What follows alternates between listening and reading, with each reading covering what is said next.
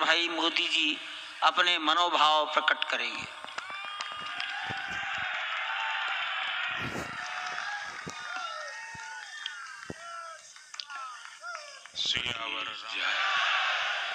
सियावर रामचंद्र की जय। श्रद्धेय मंच, संत एवं ऋषिगण,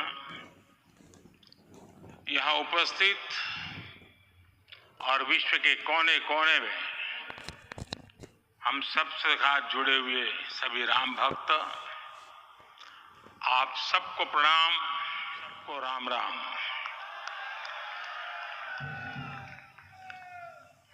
आज हमारे राम आ गए हैं। सदियों की प्रतीक्षा के बाद हमारे राम आ गए हैं। सदियों का अभूतपूर्व धैर्य, अनगिनत बलिदान, त्याग और तपस्या के बाद हमारे प्रभु राम आ गए। इस शुभ घड़ी की आप सभी को, समस्त देशवासियों को बहुत बहुत बधाई। मैं अभी गर्भगृह में ईश्वरीय चेतना का साक्षी बनकर आपके सामने उपस्थित हुआ। कितना कुछ कहने को है, लेकिन कंठ अवरुद्ध है। मेरा शरीर अभी भी स्पंदित है, चित्त अभी भी उस पल में लीन है।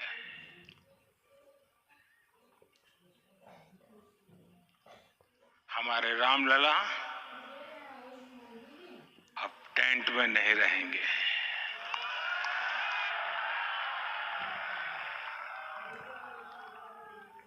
हमारे रामलला अब इस दिव्य मंदिर में रहेंगे।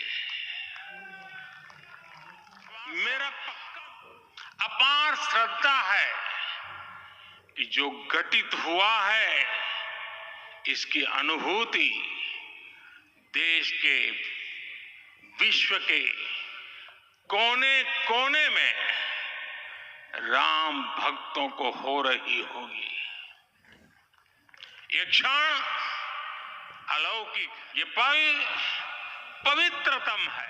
ये माहौल, ये वातावरण, ये ऊर्जा, ये घड़ी प्रभु श्री राम का हम सब पर आशीर्वाद है।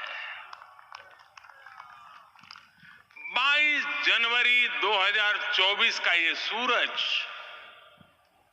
एक अद्भुत आभा लेकर आया है। 22 जनवरी 2024 ये कैलेंडर पर लिखी एक तारीख नहीं, ये एक नए काल चक्र का उद्गम है।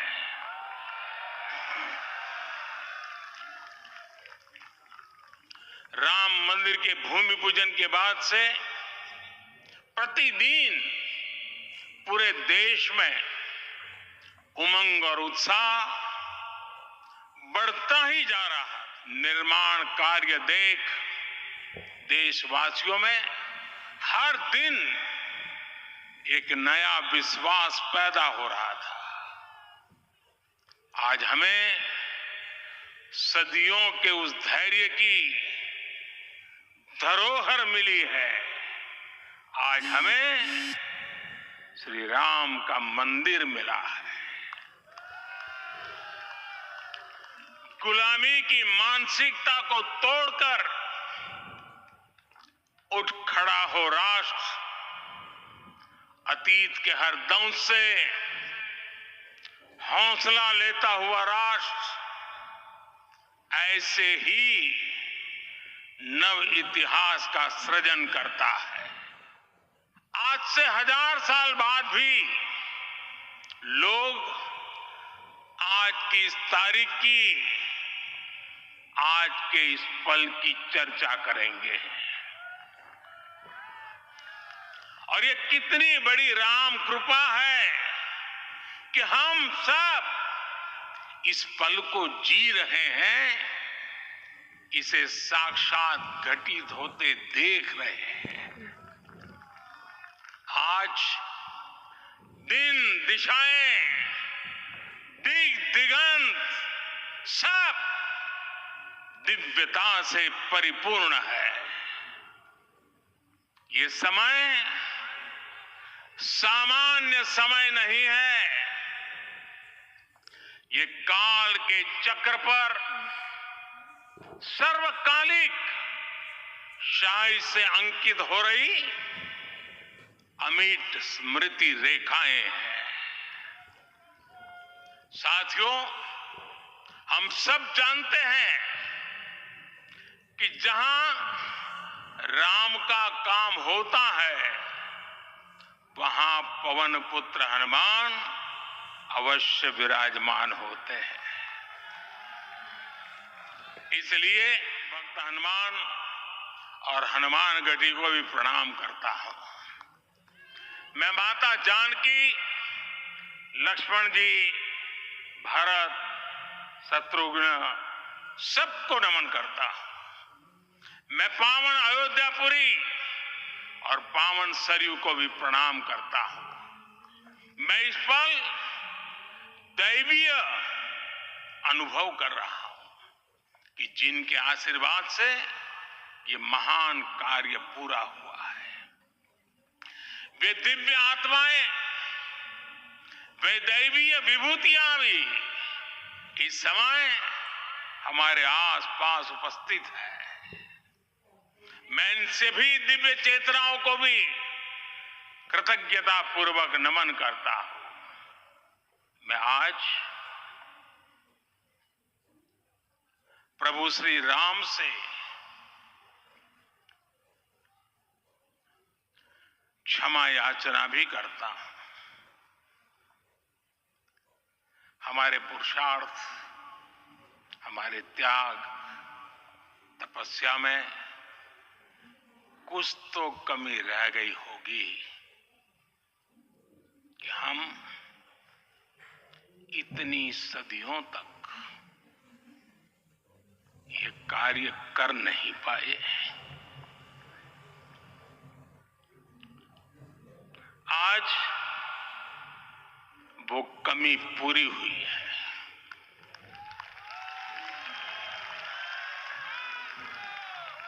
मुझे विश्वास है प्रभु राम आज हमें अवश्य क्षमा करेंगे। मेरे प्यारे देशवासियों, त्रेता में राम आगमन पर पूज्य संत तुलसीदास जी ने लिखा है, प्रभु बिलो की हर से पुरबासी, जनित वियोग विपत्ति समनासी। अर्थात प्रभु का आगमन देकर ही सब अयोध्यावासी, समग्र देशवासी हर्ष से भर गए। लंबे वियोग से जो आपत्ति आई थी, उसका अंत हो गया। उस कालखंड में तो वो वियोग केवल 14 वर्षों का था। तब भी इतना असह्य था। इस युग में तो अयोध्या और देशवासियों ने सैकड़ों वर्षों का वियोग सहा है। हमारी कई पीढ़ियों ने वियोग सहा है। भारत के तो संविधान में उसकी पहली प्रति में भगवान राम विराजमान है। संविधान के अस्तित्व में आने के बाद भी दशकों तक प्रभु श्री राम के अस्तित्व को लेकर कानूनी लड़ाई चली। मैं आभार व्यक्त करूंगा भारत की न्यायपालिका का, जिसने न्याय की लाज रख ली। न्याय के पर्याय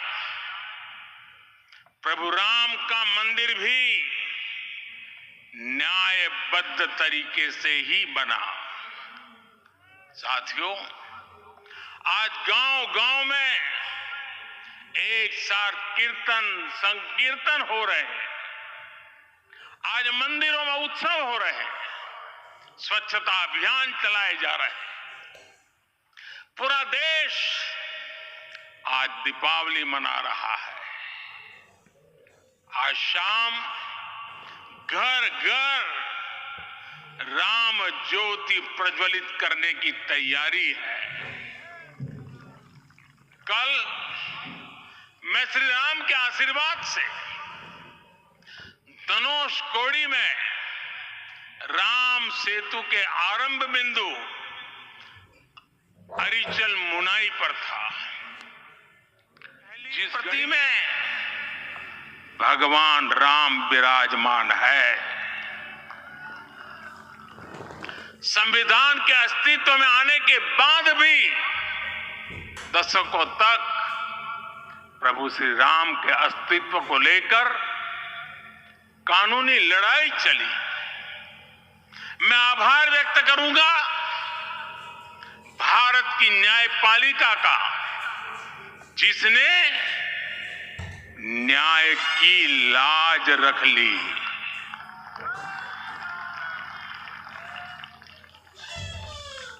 न्याय के पर्याय प्रभु राम का मंदिर भी न्यायबद्ध तरीके से ही बना। साथियों, आज गांव-गांव में एक साथ कीर्तन संकीर्तन हो रहे हैं। आज मंदिरों में उत्सव हो रहे हैं, स्वच्छता अभियान चलाए जा रहे हैं। पूरा देश आज दीपावली मना रहा है। आज शाम घर घर राम ज्योति प्रज्वलित करने की तैयारी है। कल मैं श्री राम के आशीर्वाद से धनुषकोडी में राम सेतु के आरंभ बिंदु अरिचल मुनाई पर था, जिस घड़ी प्रभु राम समुद्र पार करने निकले थे। वो एक पल था जिसने काल चक्र को बदला था। उस भावमय पल को महसूस करने का मेरा ये विनम्र प्रयास था। वहां पर मैंने पुष्प वंदना की। वहां मेरे भीतर एक विश्वास जगा कि जैसे उस समय काल चक्र बदला था, उसी तरह अब काल चक्र फिर बदलेगा और शुभ दिशा में बढ़ेगा। अपने 11 दिन के व्रत अनुष्ठान के दौरान मैंने उन स्थानों का चरण स्पर्श करने का प्रयास किया जहां प्रभु राम के चरण पड़े थे। चाहे वो नासिक का पंचवटी धाम हो, केरला का पवित्र त्रिपायर मंदिर हो, आंध्र प्रदेश में लेपाक्षी हो, श्रीरंगम में रंगनाथ स्वामी मंदिर हो, रामेश्वरम में श्री रामनाथ स्वामी मंदिर हो, या फिर धनुषकोडी। मेरा सौभाग्य है कि इसी पुनीत पवित्र भाव के साथ मुझे सागर से सरयू तक की यात्रा का अवसर मिला। सागर से सरयू तक हर जगह राम नाम का वही उत्सव भाव छाया हुआ है। प्रभु राम तो भारत की आत्मा के कण कण से जुड़े हुए हैं। राम भारतवासियों के अंतर मन में विराजे हुए हैं। हम भारत में कहीं भी किसी की अंतरात्मा को छुएंगे तो इस एकत्व की अनुभूति होगी और यही भाव सब जगह मिलेगा। इससे उत्कृष्ट, इससे अधिक देश को समायोजित करने वाला सूत्र और क्या हो सकता है। मेरे प्यारे देशवासियों, मुझे देश के कोने कोने में अलग अलग भाषाओं में रामायण सुनने का अवसर मिला है, लेकिन विशेषकर पिछले 11 दिनों में रामायण अलग अलग भाषा में अलग राज्यों से मुझे विशेष रूप से सुनने का मौका मिला। राम को परिभाषित करते हुए ऋषियों ने कहा है, रमन्ते यस्मिन् इति रामः, अर्थात जिसमें रम जाए वही राम है। राम लोक की स्मृतियों में, पर्वत से लेकर परंपराओं में सर्वत्र समाये हुए हैं। हर युग में लोगों ने राम को जिया है। हर युग में लोगों ने अपने अपने शब्दों में अपनी अपनी तरह से राम को अभिव्यक्त किया है और ये राम रस जीवन प्रवाह की तरह निरंतर बहता रहता है। प्राचीन काल से भारत के हर कोने के लोग राम रस का आचमन करते रहे हैं। राम कथा असीम है और रामायण भी अनंत है। राम के आदर्श, राम के मूल्य, राम की शिक्षाएं सब जगह एक समान है। प्रिय देशवासियों, आज इस ऐतिहासिक समय में देश उन व्यक्तित्वों को भी याद कर रहा है जिनके कार्य और समर्पण की वजह से आज हम ये शुभ दिन देख रहे हैं। राम के इस काम में कितने ही लोगों ने त्याग और तपस्या की पराकाष्ठा करके दिखाई है। उन अनगिनत राम भक्तों के, उन अनगिनत कार सेवकों के और उन अनगिनत संत महात्माओं के हम सब ऋणी हैं। साथियों, आज का ये अवसर उत्सवता का क्षण तो है ही, लेकिन इसके साथ ही यह क्षण भारतीय समाज की परिपक्वता के बोध का भी क्षण है। हमारे लिए ये अवसर सिर्फ विजय का नहीं, विनय का भी है। दुनिया का इतिहास साक्षी है कि कई राष्ट्र अपने ही इतिहास में उलझ जाते हैं। ऐसे देशों ने जब भी अपने इतिहास की उलझी हुई गांठों को खोलने का प्रयास किया, उन्हें सफलता पाने में बहुत कठिनाई आई, बल्कि कई बार तो पहले से ज्यादा मुश्किल परिस्थितियां बन गई। लेकिन हमारे देश ने इतिहास की इस गांठ को जिस गंभीरता और भावुकता के साथ खोला है, वो ये बताती है कि हमारा भविष्य हमारे अतीत से बहुत सुंदर होने जा रहा है। वो भी एक समय था जब कुछ लोग कहते थे कि राम मंदिर बना तो आग लग जाएगी। ऐसे लोग भारत के सामाजिक भाव की पवित्रता को नहीं जान पाए। रामलला के इस मंदिर का निर्माण भारतीय समाज के शांति, धैर्य, आपसी सद्भाव और समन्वय का भी प्रतीक है। हम देख रहे हैं ये निर्माण किसी आग को नहीं बल्कि ऊर्जा को जन्म दे रहा है। राम मंदिर समाज के हर वर्ग को एक उज्जवल भविष्य के पथ पर बढ़ने की प्रेरणा लेकर आया है। मैं आज उन लोगों से आह्वान करूंगा, आइए आप महसूस कीजिए, अपनी सोच पर पुनर्विचार कीजिए।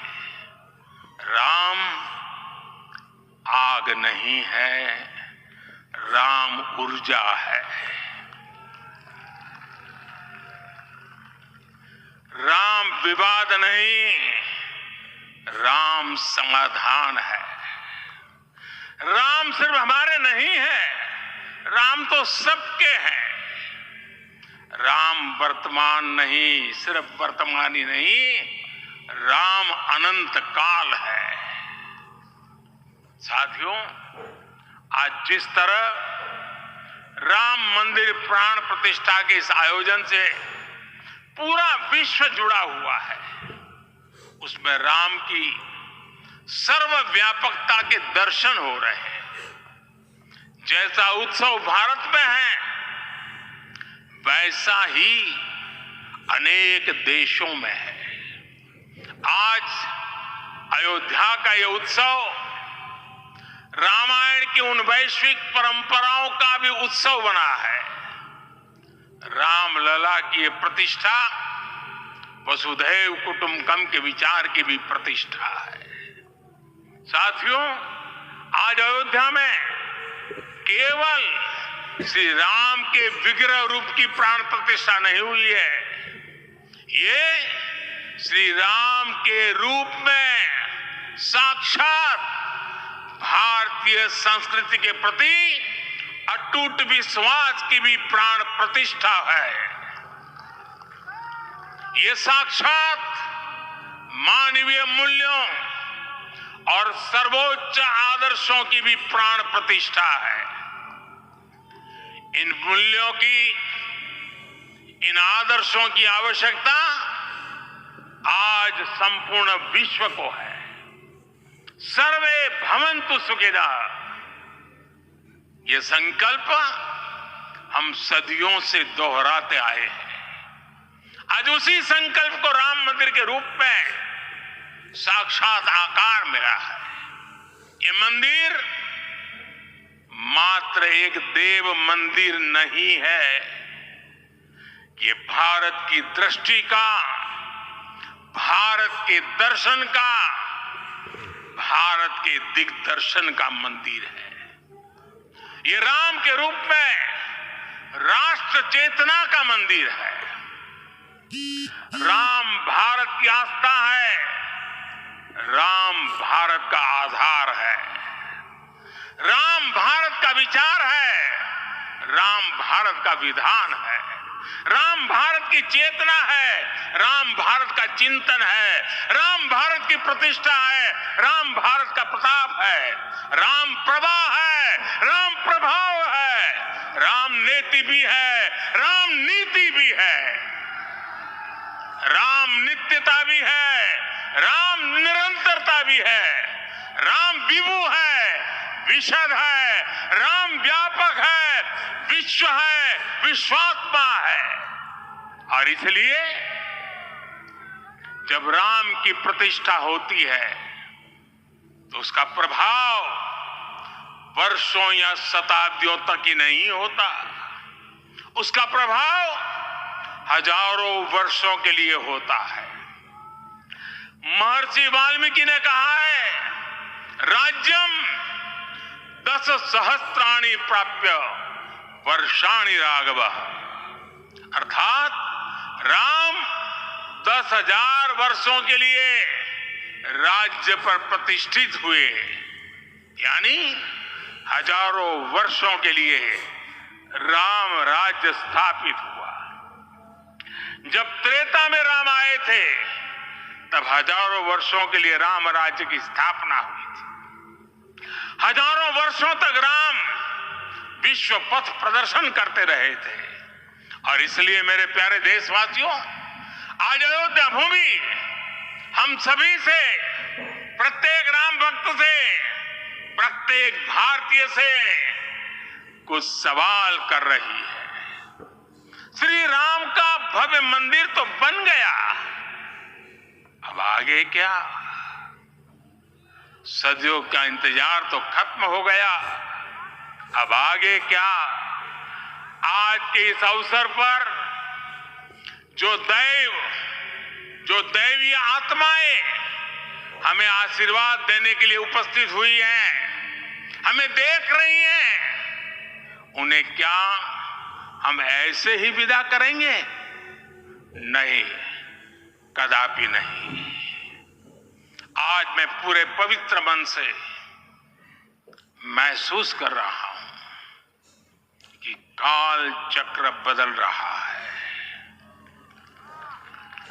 ये सुखद संयोग है कि हमारी पीढ़ी को एक कालजयी पथ के शिल्पकार के रूप में चुना गया है। 1000 वर्ष बाद की पीढ़ी राष्ट्र निर्माण के हमारे आज के कार्यों को याद करेगी। इसलिए मैं कहता हूं, यही समय है, सही समय है। हमें आज से, इस पवित्र समय से अगले 1000 साल के भारत की नींव रखनी है। मंदिर निर्माण से आगे बढ़कर अब हमें सभी देशवासी यही इस पल से समर्थ, सक्षम, भव्य, दिव्य भारत के निर्माण की सौगंध लेते हैं।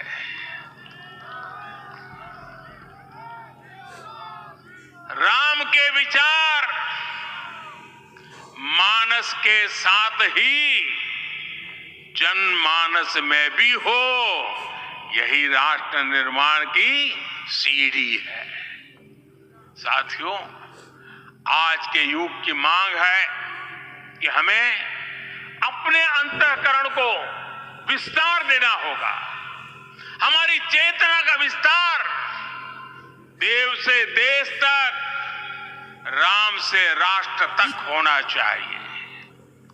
हनुमान जी की भक्ति, हनुमान जी की सेवा, हनुमान जी का समर्पण, ये ऐसे गुण हैं जिन्हें हमें बाहर नहीं खोजना पड़ता। प्रत्येक भारतीय में भक्ति, सेवा और समर्पण के भाव समर्थ, सक्षम, भव्य, दिव्य भारत का आधार बनेंगे। और यही तो है देव से देश और राम से राष्ट्र की चेतना का विस्तार। दूर सुदूर जंगल में, कुटिया में जीवन गुजारने वाली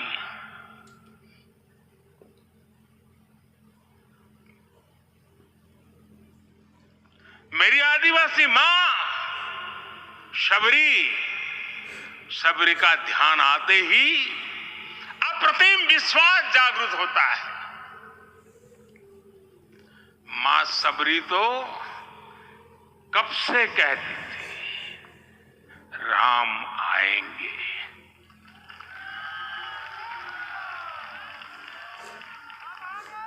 प्रत्येक भारतीय में जन्मा यही विश्वास समर्थ, सक्षम, भव्य भारत का आधार बनेगा।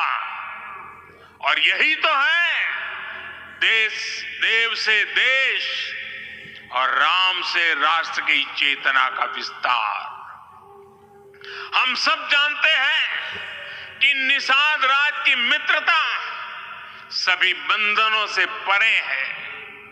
निषाद राज का राम के प्रति सम्मोहन, प्रभु राम का निषाद राज के लिए अपनापन कितना मौलिक है। सब अपने हैं, सभी समान है। प्रत्येक भारतीय में अपनत्व की, बंधुत्व की ये भावना समर्थ, सक्षम, भव्य, दिव्य भारत का आधार बनेगी। और यही तो है देव से देश और राम से राष्ट्र की चेतना का विस्तार। साथियों, आज देश में निराशा के लिए रत्ती भर भी स्थान नहीं है। मैं तो बहुत सामान्य हूं, मैं तो बहुत छोटा हूं। अगर कोई ये सोचता है तो उसे गिलहरी के योगदान को याद करना चाहिए। गिलहरी का स्मरण ही हमें हमारी इस हिचक को दूर करेगा, हमें सिखाएगा कि छोटे बड़े हर प्रयास की अपनी ताकत होती है, अपना योगदान होता है। और सबके प्रयास की यही भावना समर्थ, सक्षम, भव्य, दिव्य भारत का आधार बनेगी।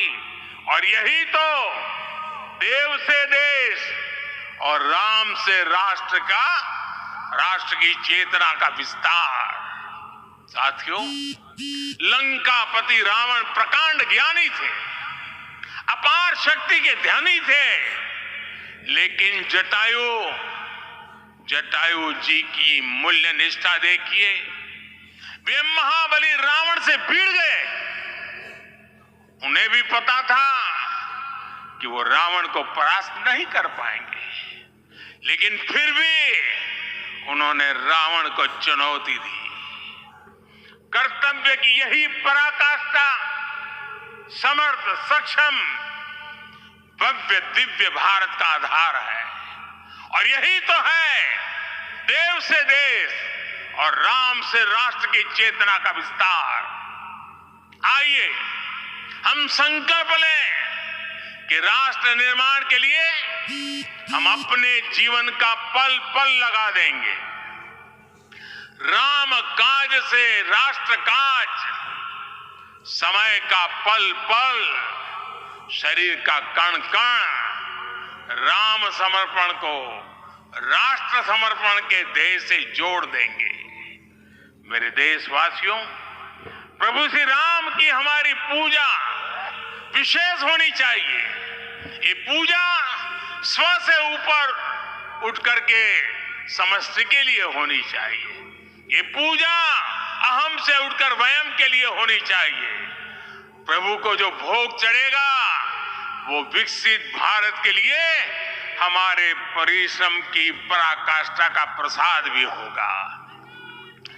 हमें नित्य पराक्रम, पुरुषार्थ, समर्पण का प्रसाद प्रभु राम को चढ़ाना होगा।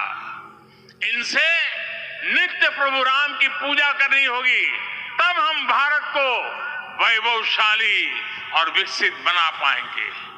मेरे प्यारे देशवासियों, ये भारत के विकास का अमृत काल है। आज भारत युवा शक्ति की पूंजी से भरा हुआ है, ऊर्जा से भरा हुआ है। ऐसी सकारात्मक परिस्थितियां फिर न जाने कितने समय बाद बनेगी।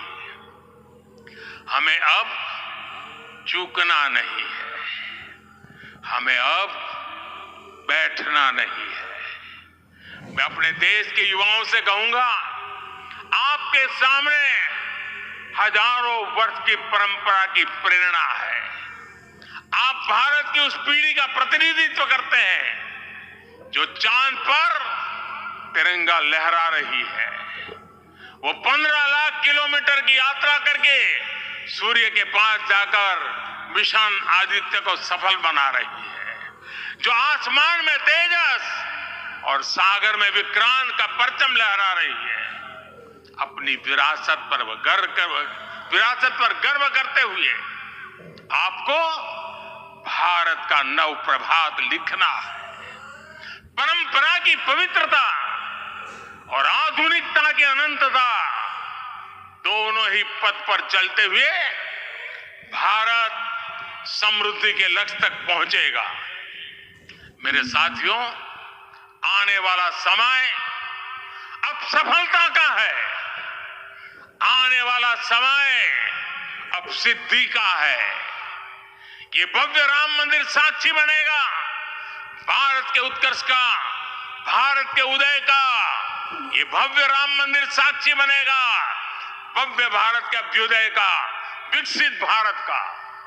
ये मंदिर सिखाता है कि अगर लक्ष्य सत्य प्रमाणित हो, अगर लक्ष्य सामूहिकता और संगठित शक्ति से जन्मा हो, तब उस लक्ष्य को प्राप्त करना असंभव नहीं है। ये भारत का समय है और भारत अब आगे बढ़ने वाला है। शताब्दियों की प्रतीक्षा के बाद हम यहां पहुंचे हैं।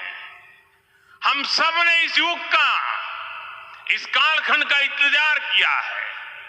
अब हम रुकेंगे नहीं, हम विकास की ऊंचाई पर जाकर ही रहेंगे। इसी भाव के साथ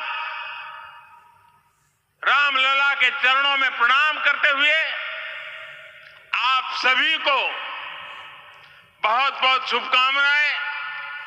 सभी संतों के चरणों में मेरे प्रणाम। सियावर रामचंद्र की, सियावर रामचंद्र की, सियावर रामचंद्र की।